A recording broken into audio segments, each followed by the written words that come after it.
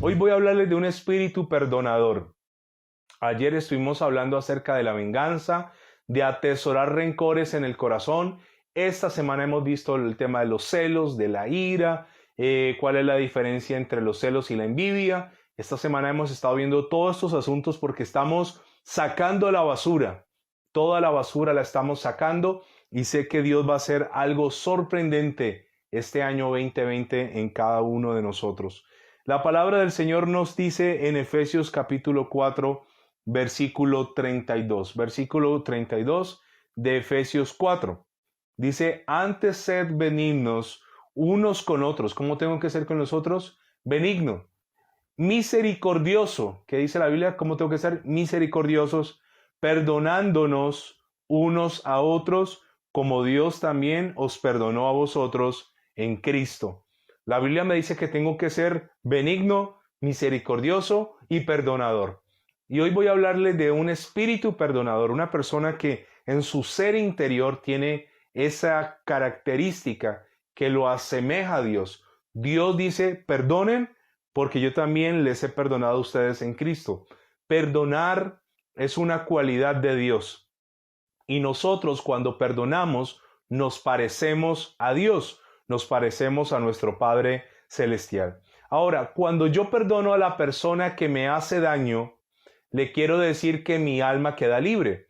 Cuando no perdono, mi alma, que es mi intelecto, mi voluntad, mis emociones, quedan atadas. O sea que el perdón es bastante bueno para el alma. El perdón es una medicina para el cuerpo. El perdón es una medicina para los huesos. Veíamos la semana anterior como la ira enferma, carcome los huesos. Hay gente que tiene problemas en sus huesos, de osteoporosis, de articulaciones, sufren fracturas con mucha facilidad, sufren dolor en sus huesos. ¿Sabe? La Biblia asocia la falta de perdón, el rencor, el resentimiento con la enfermedad de los huesos. Así que yo quiero decirle a usted, perdone. Perdone te hará bien no solo físicamente, sino en tu alma.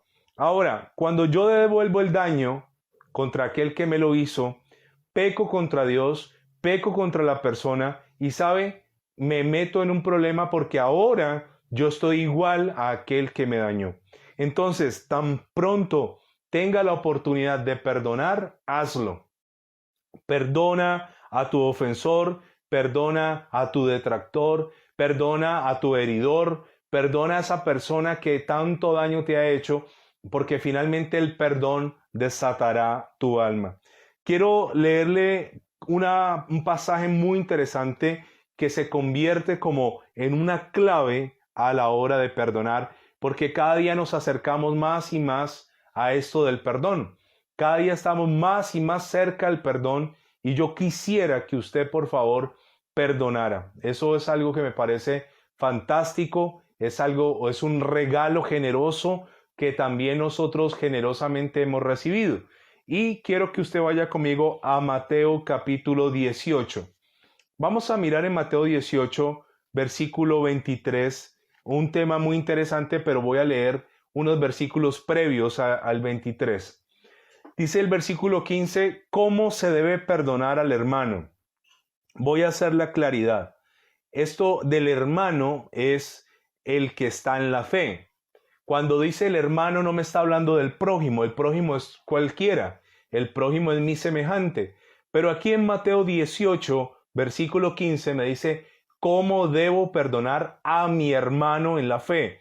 A ese hermanito, a esa hermanita que nos hizo daño, que se portó mal, que fue ingrato, que fue ingrata, que está haciendo cosas incorrectas, que está haciendo cosas malavidas.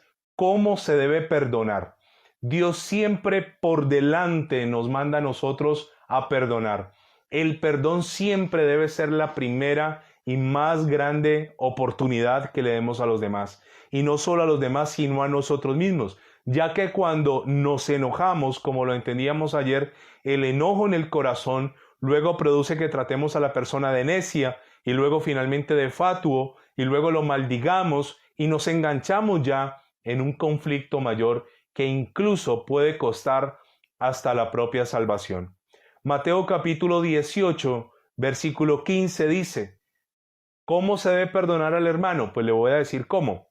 Dice, por tanto, si tu hermano peca contra ti, ve y repréndele estando tú y él solos, y si te oyere, has ganado a tu hermano. Entonces, ¿cómo en una comunidad cristiana se mantiene la paz? ¿Cómo mantenemos a la gente sin ofensas? ¿Cómo mantenemos al pueblo de Dios sin odios y rencores? Esta es la fórmula, esta es la manera. Primero, si tu hermano peca contra ti, ve y repréndele.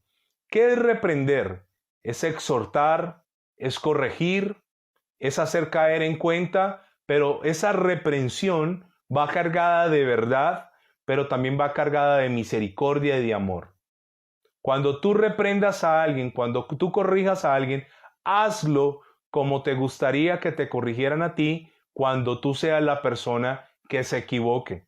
Hay gente que a la hora de corregir avergüenza, hay gente que a la hora de corregir grita, hay gente que a la hora de corregir trata mal. Seguramente cuando tú seas corregido recibirás exactamente lo mismo.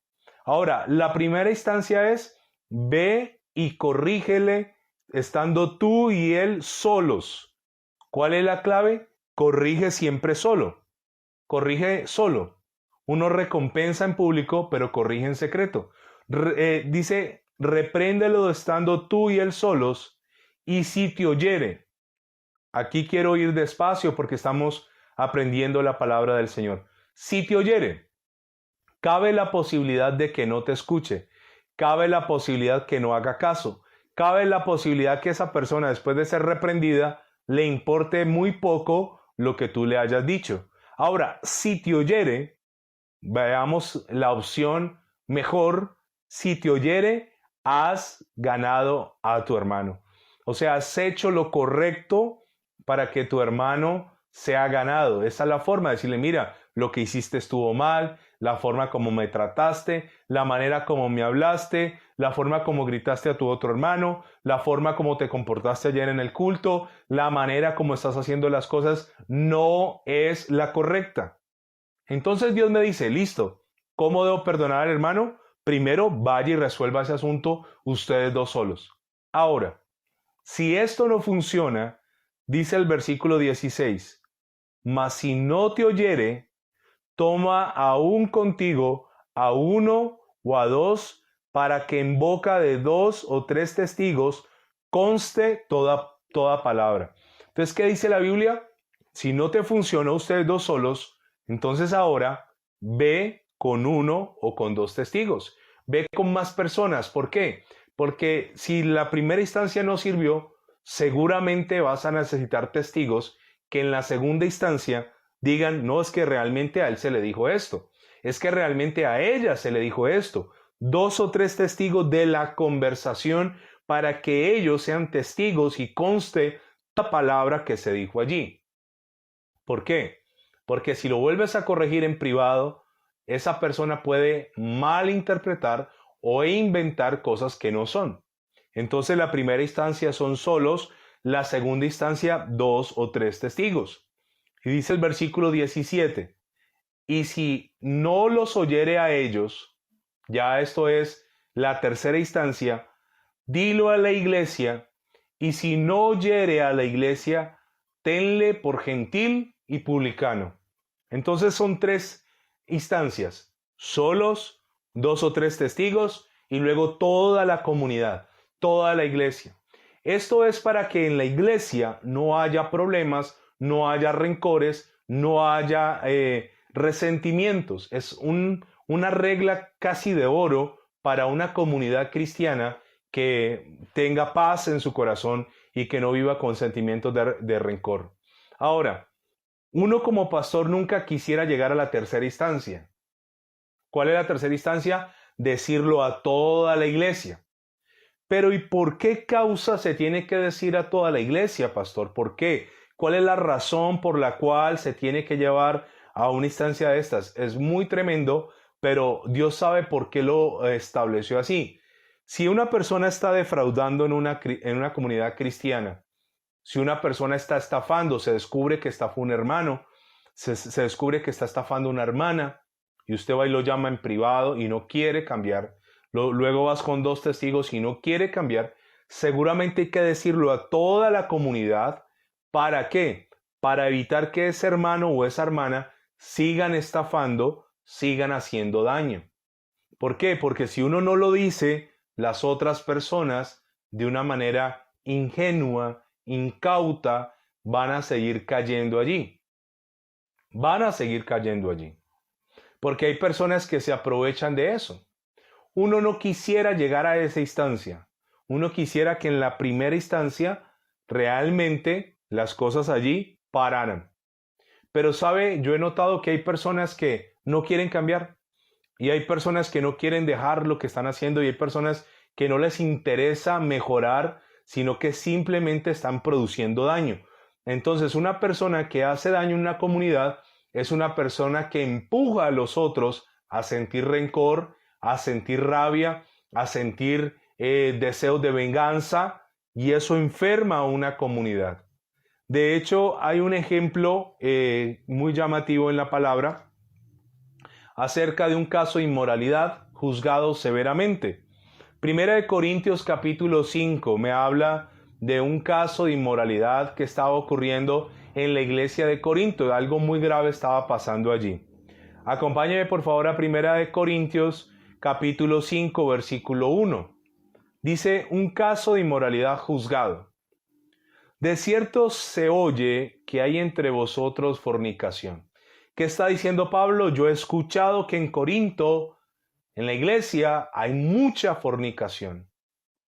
Y tal fornicación, cual ni aún se nombra entre los gentiles. O sea, para vergüenza del reino, lo que estaba pasando en Corinto era tan escandaloso que ni los gentiles lo hacían. Hay gente que llegó a una iglesia cristiana, llegaron con buena fe, con ganas de servir a Dios y se encontraron en la iglesia cristiana todo lo malo, todo lo que no debería ocurrir en una iglesia. Se encontraron con gente que se aprovechó de ellos, gente que los defraudó, gente que los usó, gente que los robó, gente que los humilló. O sea, todo lo que no debería pasar en una iglesia a veces ocurre en algunos lugares que no son de bendición, sino que se convierten precisamente en una piedra de tropiezo, porque el que sale de allí sale tan herido, tan lastimado, que finalmente ya no quiere saber nada de Dios. Equivocadamente le echa la culpa a Dios del error de los hombres, de nosotros los pastores o de los líderes. Aquí Pablo está diciendo, hay un problema de fornicación gravísimo y se escucha. Y este problema ni siquiera en el mundo los gentiles lo tienen. Y él es un poco más preciso, dice el versículo 2. Y vosotros estáis envanecidos, llenos de orgullo. No solo tienen fornicación, sino que tienen orgullo. ¿No deberías más bien haberos lamentado para que fuese quitado de en medio de vosotros el que cometió tal acción? Entonces Pablo le dice, ustedes deberían haber quitado a aquella persona que está provocando eso, pero están tan llenos de orgullo, tan llenos de arrogancia, que no han tomado las medidas que se tienen que tomar en este caso. Versículo 3. Ciertamente yo como ausente en el cuerpo, pero presente en el espíritu, ya como presente he juzgado al que tal cosa ha hecho. ¿Qué hizo Pablo? Juzgó. Pablo llevó a juicio espiritual a esa persona que era la manzana podrida, la que estaba dañando a todos los demás hermanos de la comunidad. Entonces, una comunidad para mantenerse sana, libre de odio, libre de rencor, libre de resentimiento, es una comunidad que tiene que juzgar a aquel que está haciendo lo malo y no se quiere arrepentir. Dice el versículo 4. En el nombre de nuestro Señor Jesucristo, reunidos vosotros y mi espíritu con el poder de nuestro Señor Jesucristo. Dice el 5, el tal sea entregado a Satanás para la destrucción de la carne, a fin de que el espíritu sea salvo en el día del Señor Jesús. El tal sea entregado ¿a quién? A Satanás. Yo lo he dicho ya antes. Entregado a Satanás no significa que vamos a invocar al diablo. No significa que le vamos a decir al diablo, tómalo y destrúyelo. No. Entregar a Satanás es quitarle esa cobertura espiritual, ese vallado, ese círculo de protección. Es decirle, tú ya no perteneces más aquí, no oraremos más por ti, no estaremos orando como orábamos antes y ahora estás por fuera de este grupo, de esta comunidad, de esta comunidad cristiana. Es entregar a Satanás, es quitarle esa cobertura, dice, a fin de destruir la carne, pero también que el espíritu, dice la palabra del Señor, sea salvo en el día del Señor Jesús. Ahí es donde la oración cambia, ¿no? Ya no es bendícelo, Señor, sino sálvalo, Señor, y haz lo que tengas que hacer, pero sálvalo. Sálvalo. Lo que tengas que hacer, Señor. Toca lo que tengas que tocar. Quebranta lo que tengas que quebrantar, a fin de que su carne sea destruida. Pero finalmente no nos interesa el cuerpo, nos interesa la salvación de su espíritu, de su alma, de su ser interior. Dice el versículo 6, dice, no es buena vuestra jactancia. ¿No sabéis que un poco de levadura leuda toda la masa? Permitir en una iglesia las fechorías de alguien no es sano. Permitirle a un hermano que anda por ahí cotizando las hermanas, seduciéndolas, acostándose con ellas y no hacer nada, no es bueno. No es bueno. O una hermana que hace caer a los hermanos, no es bueno. En la iglesia tiene que haber un orden. En la iglesia tiene que haber unos parámetros de cuidado. Cuando en la iglesia se detecta a alguien que divide, alguien que está profetizando, alguien que está haciendo cosas incorrectas, automáticamente hay que tomar medidas para cuidar a los demás, porque la palabra de Dios dice, un poco de levadura leuda toda la masa. Mire lo que dice el versículo 6. Quiero repetírselo. Acompáñeme por favor allí al versículo 6. Versículo 6. ¿No es buena vuestra jactancia? ¿No sabéis que un poco de levadura leuda toda la masa? Una persona que está dañada comienza a dañar a otros. Finalmente esto va a robar la paz. Finalmente esto va a destruir. Ahora, dice el versículo 9. Os he escrito por carta que no os juntéis con los fornicarios. No absolutamente con los fornicarios de este mundo, no con los de afuera, o con los avaros, o con los ladrones, o con los idólatras, pues en tal caso sería necesario salir del mundo. Pablo le está diciendo, yo no le estoy diciendo que no se junten con los fornicarios de afuera, con los avaros de afuera, con los adúlteros de afuera, porque a eso nos llamó el Señor, a ganar esa gente.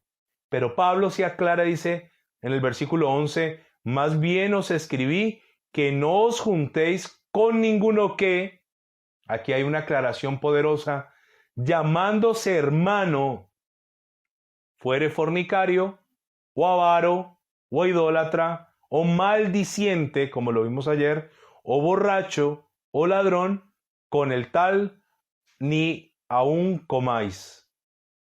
¿Qué dice? Con ese ni siquiera coma, ni siquiera comparta con esa persona, porque finalmente te contaminará el que se dice ser hermano. Estamos viendo un caso de inmoralidad de un hermano y cómo perdonar al hermano. Ahora dice el versículo 12, porque ¿qué razón tendría yo para juzgar a los que están afuera? ¿No juzgáis vosotros a los que están adentro? Porque a los que están afuera Dios juzgará. Quitad pues a ese perverso de entre vosotros. Esta persona estaba haciendo muchísimo daño. Esta persona se estaba acostando, según lo que dice el versículo 1, dice que él se estaba acostando con la mujer de su papá y la iglesia no estaba haciendo absolutamente nada. ¿Sabe? Es necesario llamar a un hermano que está haciendo algo malo, decirle en privado, luego con 2 o 3 testigos y finalmente con toda la iglesia. Allí en Mateo donde nos quedamos, Permítame leerle algo más. Volvamos a Mateo capítulo 18, entendiendo ya esto. Ahora, dice el versículo 21. Entonces Pedro se le acercó y dijo, Señor, ¿cuántas veces perdonaré a mi hermano que peque contra mí? Hasta 7, le dice Pedro, que era lo que establecía la ley. Jesús le dijo, no te digo hasta 7, sino aún hasta 70 veces 7.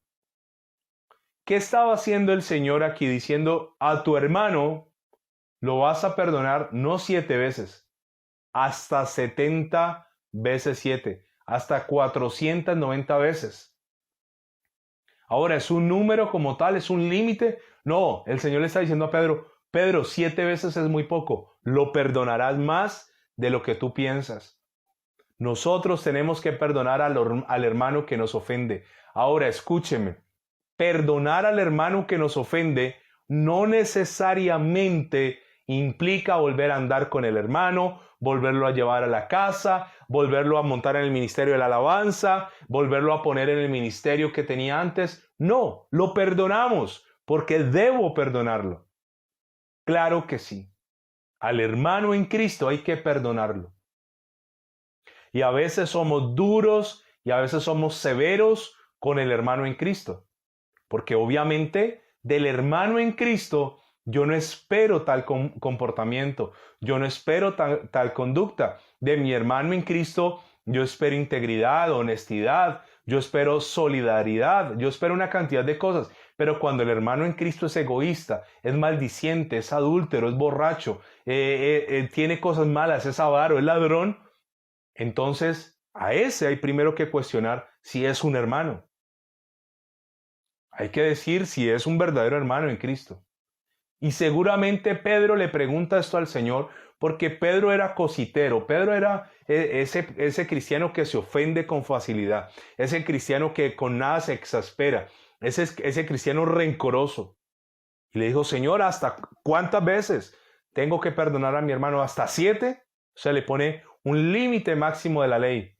Y el Señor le dice, no, Pedro, hasta 70 veces 7. Significa con esto que el perdón es constante, el perdón no es limitado y el perdón es ¿qué? Generoso. ¿Cuánto daño te han hecho a ti en una iglesia? Y podríamos hablar toda la noche de casos y de testimonios de personas que nos hicieron daño. Y seguramente muchos de nosotros podríamos hablar y decir de gente en una congregación que nos lastimó, que nos hirió, que nos humilló, que nos dañó la fe, que nos pisoteó. Claro que sí. Hay muchas historias de esas por contar. Pero aunque tu hermano te haga daño, la obligación de mi parte es perdonar. Y perdonar no necesariamente implica, te perdono, entonces vuelve y toma todo lo que estabas haciendo. Imagínese que se descubra que el tesorero de la iglesia estaba robando. Entonces se le perdona, sí, pero seguramente no lo volveremos a poner de tesorero. Claro que hay una sanción moral a lo que ha hecho esa persona, pero el punto es perdonar. Te perdonamos. Vuelve a la iglesia, congrégate de nuevo, no hay ningún problema, estarás con nosotros. Nunca te sacaré en cara lo que hiciste, porque ya pasó en mi vida, pero no vuelvo a ponerte en la tesorería. Ahora, en el versículo 23 me sigue hablando del perdón. Y este pasaje es un poco más profundo de lo que es realmente el perdón ante los ojos del Señor. Se llama los dos deudores.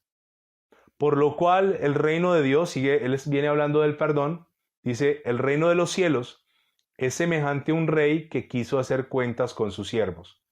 ¿Cómo es el reino de los cielos? Hay una semejanza. Semejante es que parecido a un rey que va a hacer cuenta con sus siervos. Sus siervos le debían dinero y el rey mandó a llamar a todos sus siervos.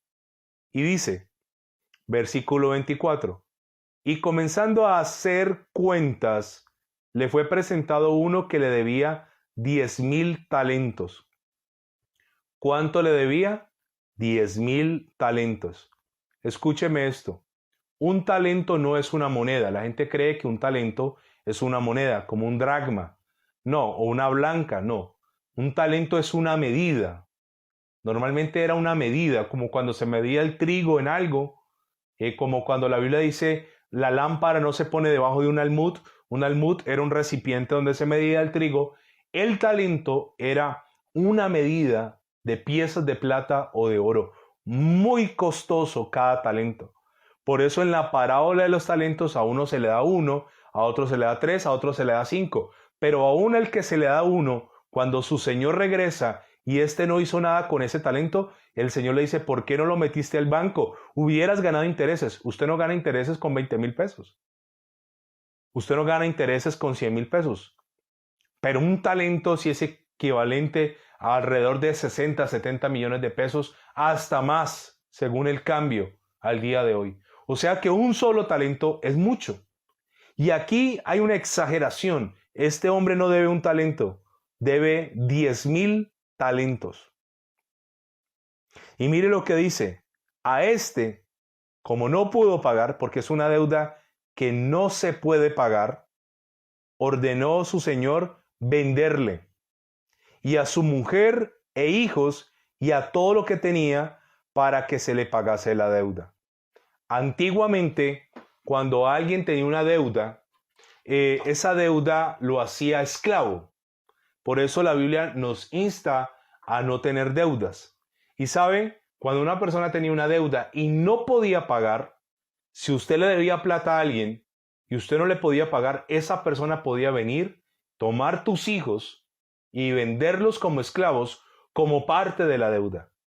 Aquí este rey le dijo al otro, págame, no tengo con qué. Ok, te voy a vender a ti, voy a vender a tu esposa, voy a vender a tus hijos para ver qué recupero del dinero que me debes.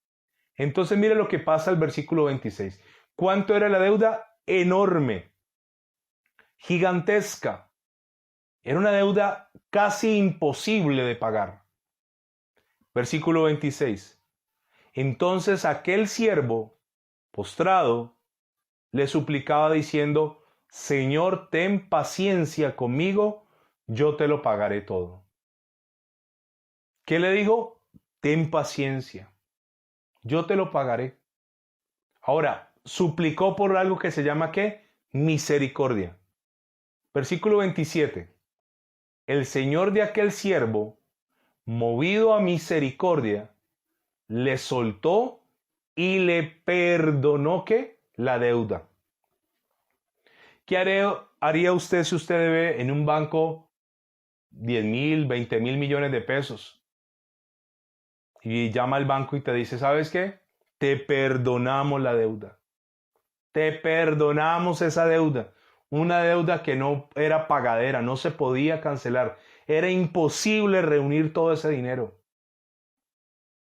¿Qué haría usted si su banco lo llama, el banco al cual usted le debe, y le dice, esos 200, 300, 500 millones de pesos que nos debes están pagos? Y este hombre se alegró, dice el versículo 28. Pero saliendo aquel siervo, halló a uno de sus consiervos, que le debía 100 denarios. Ahora, como esto es una hipérbole, esto es una exageración de una historia, el uno debía 10,000 talentos. Talento era la medida más poderosa en cuanto a dinero. Y el otro le debía 100 denarios. ¿Cuánto es un denario? Lo que se gana una persona en un día de trabajo. Entonces, supongamos que una persona aquí en Colombia se gana al día 40,000 pesos. ¿Eso es un qué? Un denario. Eso es. Ahora, ¿cuánto debía este hombre? 100 denarios. Multiplique esos 40,000 por 100. 4 millones de pesos. El otro debía miles de millones de pesos. Y este le debía 4 millones de pesos. 100 denarios. Y era un consiervo, eran iguales, eran pares. 100 denarios. Ahora, dice, y haciendo de él, lo agarra. Le ahogaba diciendo, págame lo que me debes. O sea, él viene de ser perdonado de una deuda que no podía pagar. Era imposible pagar esa deuda. 10,000 talentos. Era imposible pagarla. Y se encuentra otro que le debe prácticamente una limosna, le debe casi nada, y lo agarra y comienza a ahorcarlo. Págame, págame. Dicen por ahí un refrán popular colombiano que el buen cobrador es mal pagador. Hay gente que es buena cobrando, pero malos pagando. ¿Sabe? A mí me sorprende a veces la gente la capacidad de olvido que tiene. A mí me da una tristeza eso. Gente que cuando iban a pedir prestado ponían cara, ay, venga, me presta. Pero cuando alguien les debe, son duros, son implacables, humillan, persiguen, son altivos. Yo he tenido que ver gente cobrándole a su hermano en Cristo. Me debes 20,000 y me los pagas. Me debes 30,000 y me los pagas. Y esa persona fue perdonada de mucho dinero. Fue perdonada. Una vez un hermano no volvió a la iglesia y yo pregunté por él y no había vuelto. Y yo lo llamé y le dije, ¿por qué no has vuelto a la iglesia? ¿Qué pasa? Y me dijo, no, es que me da pena decirle, ¿qué pasó? No, es que yo le quedé debiendo a un hermano un dinero y ese hermano me tiene acosado. Y yo no tengo cómo pagarle. Y le dije, ¿cuánto es? Mire, era una cantidad ridícula de dinero. Hablando de, no era nada. Yo le dije, ¿por eso no has vuelto? Y, sí, es que no tengo con qué. Y ese otro hermano, dele, que dele y cóbrele, y cóbrele, y cóbrele, y cóbrele. Finalmente me tocó decirle al hermano, yo le pago a él, para que el otro regrese. Que yo prefiero perder plata y no almas. Incluso una ley en nuestra congregación es 0 negocios entre hermanos. Si usted va a hacer negocios para luego que no vuelvan, no los haga. Y este hombre viene de ser perdonado, una deuda súper, hiper millonaria. Y el otro se encuentra y le debe una platica ahí. Y a veces le quiero decir que olvidamos la misericordia que recibimos. Y recuerde que esto es una parábola. Y sabe, una parábola es algo, un ejemplo comparativo con el reino de los cielos. Y luego dice el versículo 29. Entonces su consiervo, postrándose a sus pies, se arrodilló, le rogaba diciendo, ten paciencia conmigo, yo te lo pagaré todo. Las mismas palabras que el otro le había dicho al rey, ahora se le están diciendo a él. Ahora, él recibió de gracia. ¿Qué tuvo que hacer? Dar de gracia. Pero mire lo sorprendente de esta historia. 31. Viendo sus consiervos lo que pasaba, otros iguales a él, se entristecieron mucho y fueron y refirieron a su señor todo lo que había pasado. Fueron ante el rey y le dijeron, rey, está pasando algo. ¿Recuerdas al que le perdonaste tanto? Allá está ahorcando a uno que casi no le debe nada. Entonces, llamándole su señor, le dijo, siervo malvado, toda aquella deuda te perdoné porque me rogaste. ¿No debías tú también tener misericordia de tu consiervo como yo tuve misericordia de ti? Como esta es una enseñanza acerca del perdón, le voy a decir esto. Las ofensas son una deuda. Por eso el Padre nuestro dice, y perdona nuestras deudas como también nosotros perdonamos a nuestros deudores. Cuando alguien te ofende, queda en deuda contigo. Pero lo más tremendo de esto es que como esto es un símil con el reino de los cielos, el reino de los cielos es el rey y esa enorme deuda impagable es lo que Dios me ha perdonado a mí, es lo que yo no podía pagar. Él me lo perdonó por Jesucristo en la cruz del Calvario, me perdonó toda mi maldad, mi inmundicia, mi pasado, mi presente, mis pecados confesos, todo me lo ha perdonado gratuitamente. Y Dios espera que así como yo he sido perdonado de una deuda tan gigante, perdone la ofensa de mi hermano, que comparada con esa deuda es pequeña. La deuda que tienen contigo por haberte ofendido es pequeña comparada con la deuda que tenías con Dios. Pero ¿sabe qué le ocurre a mucho cristiano? Se olvidan de dónde lo sacó el Señor. Se olvidan lo que Dios ha perdonado en su vida. Se olvidan y son gente ahora llena de juicio, de condenación, severos, implacables, sin misericordia.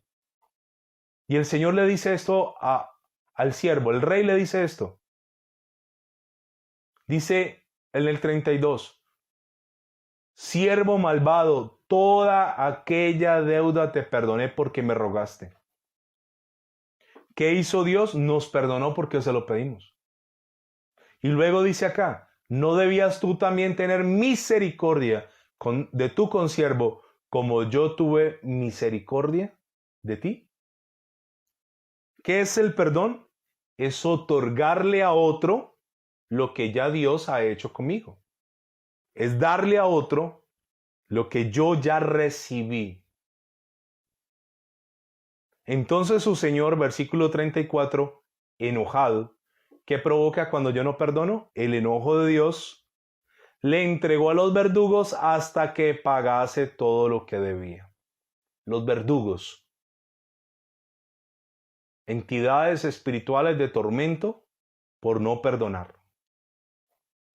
El que no perdona no tiene paz, no tiene sosiego, no tiene descanso, no tiene reposo, porque fuiste perdonado de una deuda que no podías pagar. Yo no podía pagar por mi alma.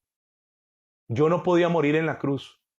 Yo no podía redimir mi pecado. Yo no podía darle a Dios lo que Él esperaba que yo le diera. Pero Jesús lo hizo, gratuito. Entonces, ¿qué tengo que hacer yo? Otorgarle a otro el perdón. Mis pecados eran tan graves delante del Señor. No se podían pagar.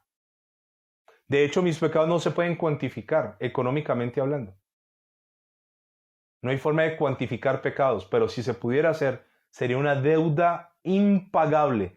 Esto cuando dice 10,000 talentos, una hipérbole, una exageración, lo más elevado que una persona podía deber. Y finaliza este pasaje en el versículo 35. Así también mi Padre Celestial hará con vosotros si no perdonáis de todo corazón cada uno a su hermano sus ofensas. ¿Qué hará Dios? Exactamente lo mismo. O sea que por donde lo mires, perdón es bueno. Es bueno.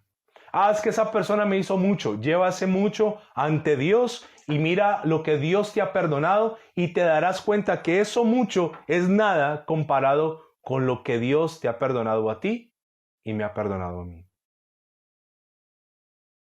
Hay gente que es buena pidiendo misericordia y mala para concederla. Yo necesito el perdón de Dios. Hoy lo necesito. Ahora cuando termine el programa y me vaya a acostar a dormir y le pido perdón a Dios por mis pecados, necesito que Dios me perdone. Pero si yo no perdono, no seré perdonado. Si yo no soy capaz de perdonar la deuda de mi hermano, de mi prójimo, de mi consiervo, de mi semejante, seguramente no podré recibir el perdón tan grande que Dios me ha dado a mí. Paremos por allí hoy, vamos a orar y vamos a dar gracias.